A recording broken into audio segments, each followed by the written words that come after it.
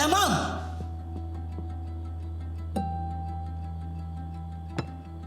Ne mutfağın hali? Adil Hanımcığım, ben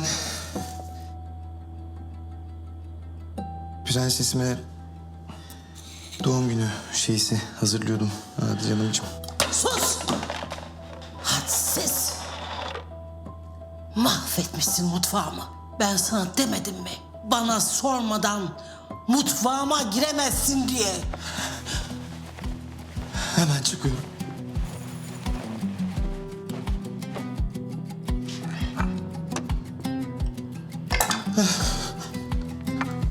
Hemen çıkıyorum.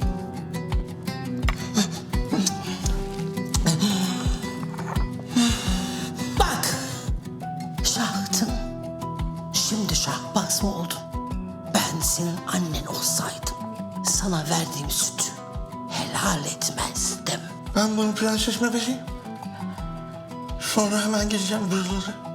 İkisini önce iyi hale getireceğim Adil Hanımcığım. Gelme!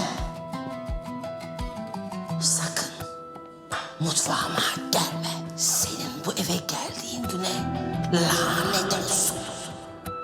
Sen geldin, dereler susuz kaldı. 3 gün dolu yağdı, kuzular susuz kaldı. Atlar koşmaz olmadı.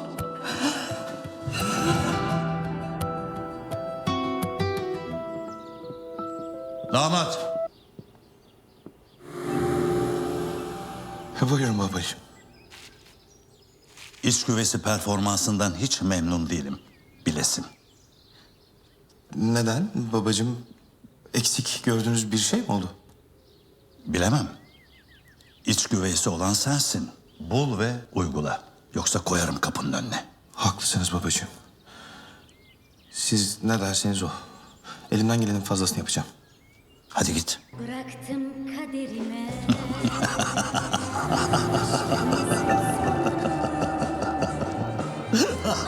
Yaşasın. Mutluluğun yolunu Şurayı bırak, sonra çıkabilirsin. koşa koşa. Prensesim. Her ümidin peşinden. Senin doğum günün için de hazırladım baksana. Kırıldı ümitlerim. Takipçilerimin doğum günü mesajlarına cevap veriyorum. Beni yalnız bırakır mısın? Takipçilerin benden daha mı önemli? Elbette daha önemli. Milyon takipçi ne demek sen biliyor musun? Tuşlu telefonlu ezik.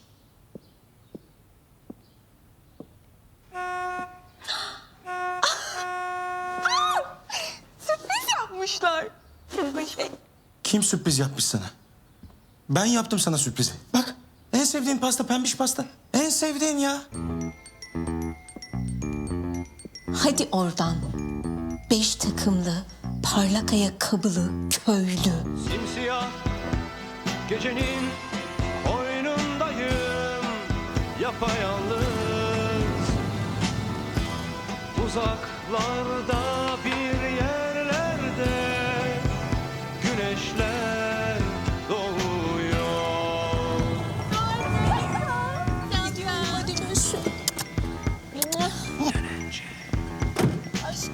Ben gidiyorum. Ay, Babacığım, Avrupa hala soğuk mu? Buz babacığım, buz. Güzelim. Hadi bakalım.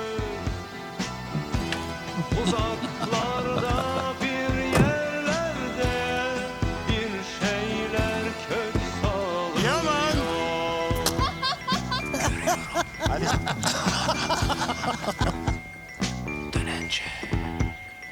Çatlamış dudağımda ne bir söz, ne bir nefes. Uzaklarda bir yerlerde türküler söylenir.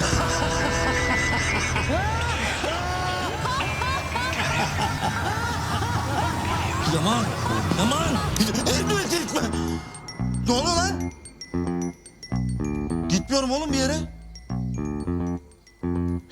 Ne oldu?